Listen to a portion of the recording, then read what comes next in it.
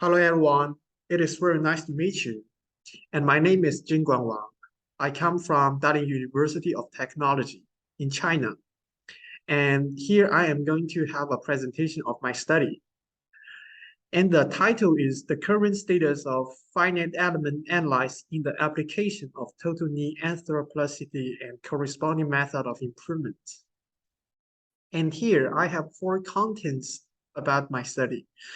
The first is the background, and the second is the purpose of the study, and the third one is the method of processing. And the last but not the least, I will introduce the discussions of my study. And this is a part one, my background. Well, here I am going to give out a term, KOA. As we know, OA, also known as the degenerative joint disease or age-related arthritis, which is considered to be one of the leading causes of the disability worldwide. And it is also a relatively high prevalence. To be more specific, the worldwide prevalence of which is 16% in people aged 15 years and older than that, and the 22.9% in the people aged 40 years and elder. And moreover, the prevalence is slightly higher in females than in males in natural population. And this is the term, total knee arthroplasty, which is also called TKA. As we know, the pathology and the physiology of KOA is still poorly understood, and it is currently incurable. So total knee arthroplasty is considered to be one of the most efficient and long-lasting methods to treat those patients in the end stages. For the existing studies, the essential objective of TKA is to restore the mechanical functions of the knees and accommodate the daily activities and work needs of the patients who are suffering from the kinds of disease. Well, the finite element analysis, which is a kind of analysis applied with the FEM, the finite element method.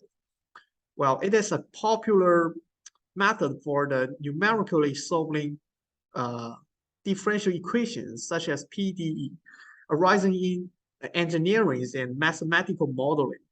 Well, in this research area of biomechanics, the FEA has a very wide use in the design, development, and the clinical testing of the total knee joints.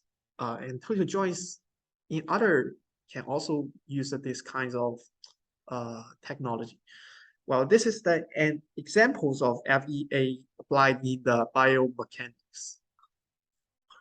And this is the part two, our purpose of the study. Well, there are still some limitations of the previous studies.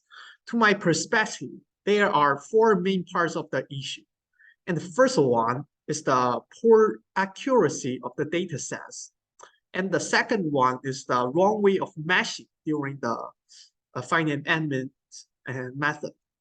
And the third one is there are very limited studies has considered about how to aggregate and expand the role of FEA into the whole surgery process. And the last but not the least, few investigations has been conducted on the correction of the model actual deviation.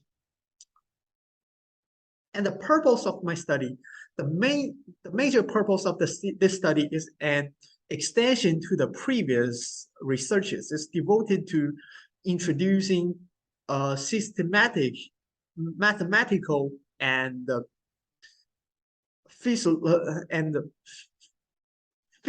approach to evaluate the post-operative course of TKA and to improve the simulation accuracies of the FEA in a combined forward and inverse form. It is in other words, we can just combine two directions together. And the part 3 is my method of my process. Well, I use two kinds of FEA. One is the local FEA and one is the integral FEA. And the step 1, I use mechanical image technology such as MRI, CT, or X-ray to create original models of the individual skeletal and non-skeletal tissues of the total knee. And the step 2 is to do some optimization of the tibial plateau prosthesis according to the original tibial shape. We can use CAE software such as the Abacus to deal with that. And the step 3 contains about 1 cycle and 2 optimization. And one cycle is refers to containing procedures of the pre-operative, intraoperative, and the post-operative parts together. We just have three of them inside, and the 2 optimization involves of not only the pre-operative planning and the post-operative adjusting, but also pre-fitting analyze and the post-fitting matching of the total knee prosthesis during the TKA. Well, and here I'm gonna introduce an essential term, PGA workflow, which refers to the framework of pre-operative general engineering. As the following shows that, I make here, we can see the medical image. There are 3 kinds of medical image, the CT, MRI, and X-ray, and which has their own functions of that. And these 2, we can just combine them to the original knee model. And the X-ray, we just know the location and the orientation. And we just satisfying these conditions, the boundary conditions to get the prosthesis combination, which is individual designed by the original knee model. And we also get feedback to correct the model. Well, there are some libraries of TKR or TKA. We use them to provide another kinds of feedback. And we just get a new TKA model, which is really essential in our study. And we make some static analysis and some kinetic simulations. This 2 combines the functions of the TKA model. If it works, the post-operative process will work. And the inverse kinetics are just generated by the dynamics analyze. And then we also get the structural mechanics from the static analyze.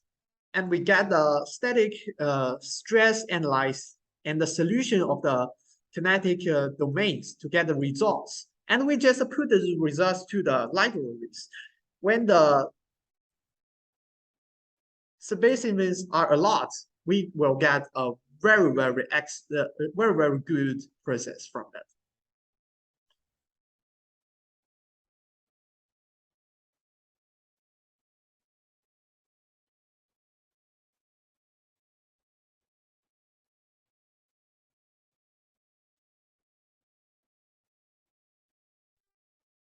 Let's continue. The next part is my discussions. And here are some applications explanations of our works. Well, in this study, we conclude the relevant applications of FEA to the TKA.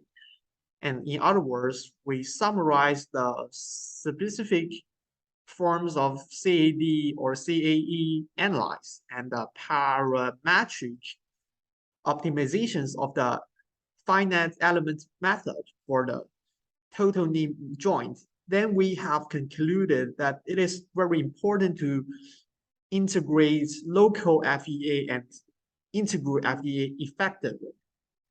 And the second one is the major strength of the study was that the pre-operative planning PGE workflow for the TKA based on the total knee engineering concept has been approximately figured out. This can be certainly makes the whole process transparent and systematical, which would inspire solutions for subsequent studies. Well, there are still some limitations of our works. We have done a very limited study on the advantages and disadvantages of the applications of X-rays in determining the assembly relationship of the internal components of the total knee joint. And there is a lack of scientific evidence on the choice of tibial prosthesis material. And the third one is the PGA workflow we have proposed before that. It lacks convincing arguments to make improvements. So this is our prospects for the future study. First, further investigate the implementation of the FEA. And the second is to give out substantial evidence of PGE workflow. And the third one is to collecting the feedback data from the PGE workflow. And the fourth is to continually completing the whole technological loops. Well, this is my acknowledgement. Here I need to show my great appreciation to those who contribute to the field of biomechanics and biomedical engineering, especially the authors who create the source of the articles or the figures in my reference. And thanks to the ICBioMed, the conference, who gives me the chance to demonstrate myself. And additionally, if you have any questions of my studies or the presentation, please feel free to contact me through my email. I will give you some answers. And thank you for your listening. Thank you, everyone.